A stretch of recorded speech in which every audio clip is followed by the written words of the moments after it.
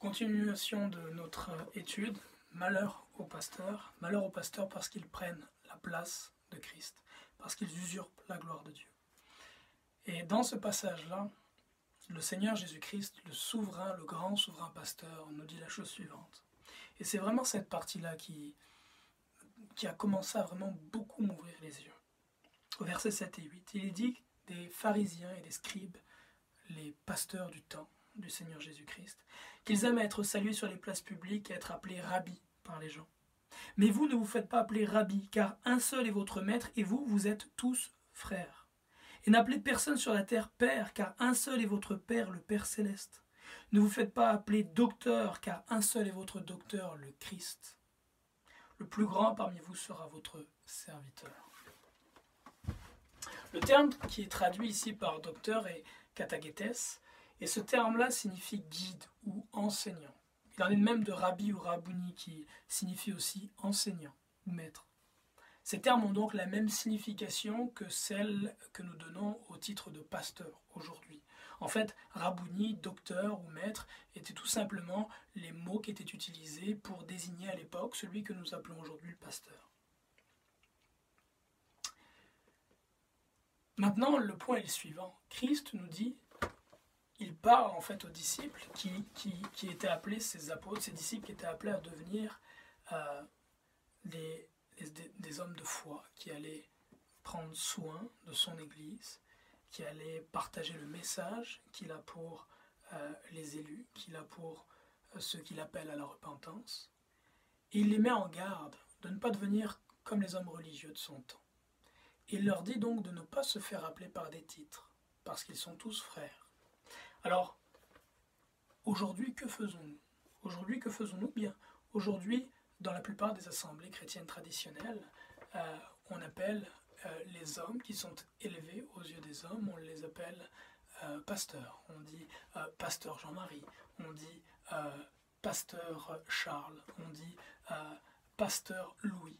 On appelle donc les hommes par un titre. De la même façon qu'au temps du Christ, on appelait les rabbis, rabouni, ou maître, ou docteur, ou maître un tel, ou docteur un tel.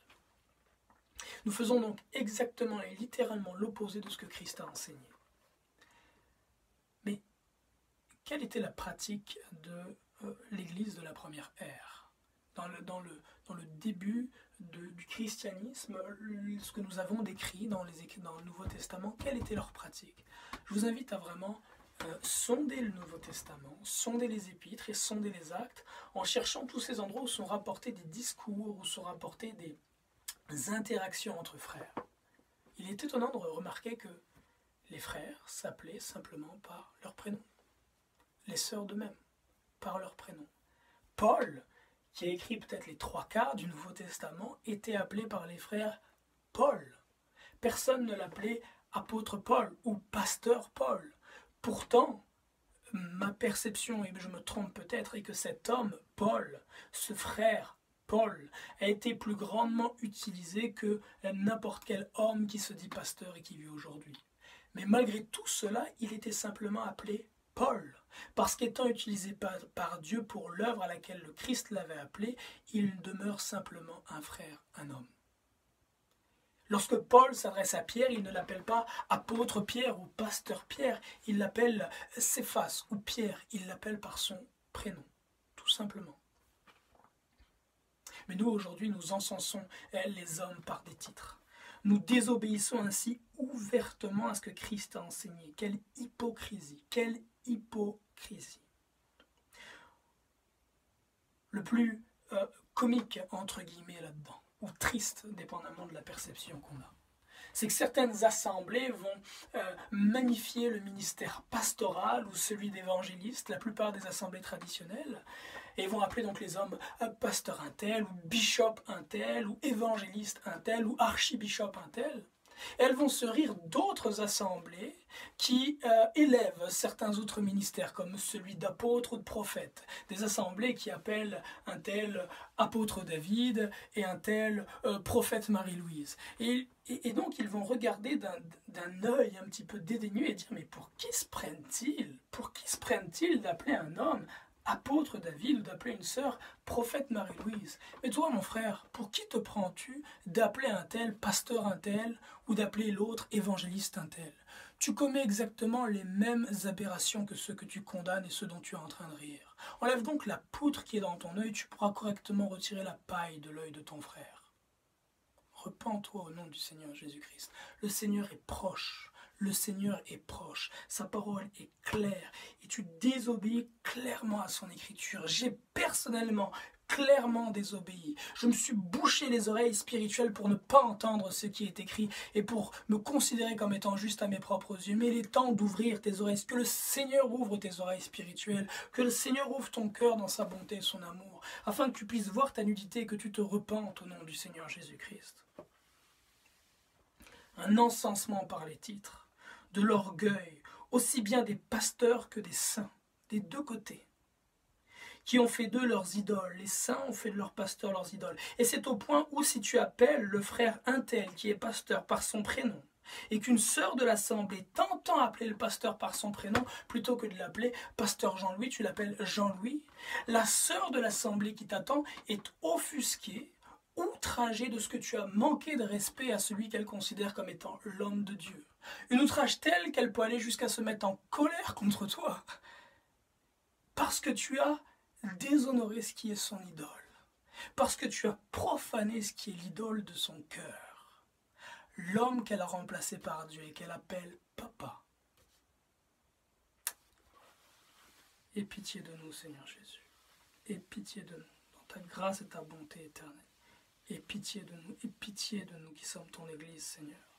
Aie pitié de nous, Éternel, car comme Israël, nous avons commis l'adultère, Seigneur. Nous avons commis l'adultère, Seigneur. Pardonne-nous, apaise ta colère envers ton peuple, Seigneur. Et tourne tes regards à nouveau vers toi, Seigneur Jésus-Christ, qui est notre époux. Même le Seigneur Jésus-Christ, même le Seigneur Jésus, on l'appelle Jésus. On l'appelle Jésus dans nos prières, on parle de lui, on parle de Jésus. Lui qui pourtant est le seul à mériter d'être appelé pasteur Jésus, Seigneur Jésus, Rabbi Jésus. On se permet de l'appeler simplement Jésus. Mais si l'homme qui porte le titre de pasteur est appelé simplement par son prénom, comme on le fait pour le Christ, là c'est le scandale. On voit ainsi qui est ton Dieu, mon frère et ma sœur. Enfin, certains, pour défendre cette pratique qui est contraire aux enseignements de Christ, en appellent à leur culture, notamment les personnes qui viennent d'Afrique noire particulièrement, de la Caraïbe ou encore des pays d'Amérique latine, qui sont des pays extrêmement religieux. Toutes ces nations-là, Afrique noire, la Caraïbe, l'Amérique latine, sont des pays, des endroits, des cultures extrêmement religieuses. Et donc, ses frères ou ses sœurs vont aller justifier le fait qu'ils désobéissent à ce que Christ a enseigné parce que c'est leur culture et que dans leur culture, on honore de cette façon-là les personnes qui sont plus élevées, les personnes qui dirigent. Donc tu utilises ta culture pour justifier ta désobéissance à la parole de Dieu. Je veux partager, mon frère, ma soeur, avec toi un passage des Écritures que Christ a enseigné à ce sujet, c'est dans Marc. Et c'est dans Marc, l'évangile de Marc, au chapitre 7, et au verset 6 à 9. Marc 7, 6 à 9. Voilà ce que Christ dit aux pharisiens, aux scribes, aux hommes religieux et hypocrites de son temps. Il leur dit, « Ésaïe a bien parlé en prophète sur vous, hypocrites. Comme il est écrit, ce peuple m'honore des lèvres, mais son cœur est éloigné de moi. Oh, il chante mes louanges, oh, il danse, oh, il proclame son nom, mais son cœur est éloigné de moi. C'est en vain qu'ils me rendent un culte, tes louanges, tes danses, c'est en vain, dit le Seigneur. Eux qui enseignent comme doctrine des commandements humains. Vous abandonnez le commandement de Dieu et vous vous attachez à la tradition des humains. Il leur disait, vous rejetez bel et bien le commandement de Dieu pour établir votre tradition. Et ce qui est le plus intriguant, c'est que lorsque le Christ leur dit ça, ils sont hypocrites. Il n'était pas en train de parler du fait qu'il s'était bâti un mausolée avec une idole en marbre et qu'il venait s'agenouiller devant. Il leur parlait du fait, dans ce passage-là, que les scribes et les pharisiens et les hommes religieux de cette époque-là avaient comme tradition de se laver les mains avant de manger. Ils en avaient fait un commandement qui est aussi important que les commandements de Dieu. Et a priori, c'est bon de se laver les mains. Mais quand c'est rendu à l'endroit où t'en fais, une prescription de foi, quand c'est rendu à cet endroit-là, le Seigneur, là, il les a repris par rapport à ça. Il les a repris par rapport à ça. Combien plus te reprendra-t-il si tu ne te repens pas d'avoir clairement désobéi à sa parole en encensant les frères par des titres, en les encensant comme on encense dans le monde, tu encenses. Dans le monde, justement. Même dans le monde, ces pratiques sont réservées simplement à certains hommes. Souvent, ces hommes sont parmi les plus orgueilleux. Je veux parler des docteurs et des avocats. Ce sont souvent parmi les orgueilleux, pas tous, mais souvent, parce qu'ils sont parmi les hommes qui ont les plus grands revenus. Et on les appelle médecins, ou en fait on les appelle docteurs, docteur Pascal ou maître Jean-Bernard. Dans le monde, ces hommes, dans le monde, on les appelle par des titres, ceux qui sont élevés aux yeux des hommes. Mais est-ce que dans l'Église de Christ qu'il s'est acquis par son sang, nous devons élever des hommes par des titres comme on le fait dans le monde? Personnellement, dans la compagnie dans laquelle je travaille, j'occupe un poste de gestion. Le titre que je porte, c'est le titre de directeur. Et j'ai le privilège de servir une équipe de conseillers. Mais personne parmi mes collaborateurs ne m'appelle directeur. Mon prénom c'est Mehdi et mes collaborateurs m'appellent Mehdi. Et lorsque je m'adresse à celui qui est mon supérieur, mon chef ou celui qui est au top, je ne l'appelle pas par un titre, je l'appelle par son prénom. Et nous sommes pourtant dans le monde. Mais comme le dit le Seigneur Jésus-Christ, les enfants de ce siècle sont plus sages que les enfants de lumière. Les enfants de ce siècle ont compris des choses que les enfants de lumière, eux, n'ont pas compris. Il est temps de se repentir, mon frère et ma sœur. Cette habitude d'encenser les frères par des titres, elle est mondaine et idolâtre. Tu condamnes les catholiques qui désobéissent clairement au deuxième commandement en adorant des statues faites de pierre, alors que toi, tu désobéis tout aussi clairement à la parole de Christ dans Matthieu 23. Et tu transgresses ainsi le premier commandement en ayant fait d'un simple homme ton Dieu, car le Seigneur dit, tu n'auras pas d'autre Dieu devant ma face. Hypocrite, ôte premièrement la poutre de ton œil, et alors tu verras comment ôter la paille qui est dans l'œil de ton frère catholique que tu appelles à la repentance, parce que oui, il doit se repentir, mais combien plus tu dois te repentir. Mes frères et sœurs, c'est avec amour que je vous le dis. La parole que je partage est dure et difficile, mais je la partage avec amour. Je n'ai pas de gain financier, je n'ai pas de gain honorifique à partager cette parole-là. Le seul gain que j'ai, et qui est le gain qui m'est le plus précieux, c'est Christ. Et bien au contraire que d'avoir un gain dans ce temps présent, je perds. Je perds des amis, je perds des relations, je perds la paix dans beaucoup de places et de relations que je pouvais avoir. Je perds réellement. Mais toutes ces pertes-là ne sont rien à côté du gain énorme et éternel que j'ai en Jésus-Christ. L'intérêt, la raison pour laquelle je te partage ces choses, mon frère, ma soeur, c'est parce que je souhaite réellement que tu sois sauvé. Je souhaite réellement, alors que le Christ s'approche, qu'il ne te dise pas « je te vomis de ma bouche ».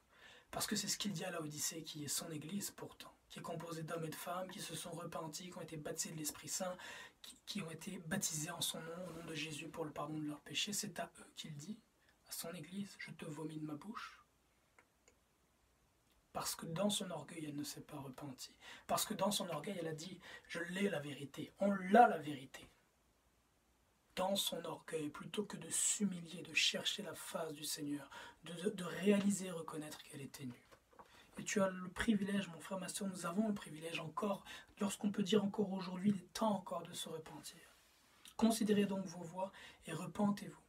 Car cette maison que vous appelez maison de Dieu, et qui est votre maison, le Saint-Esprit dit qu'elle vous sera laissée déserte.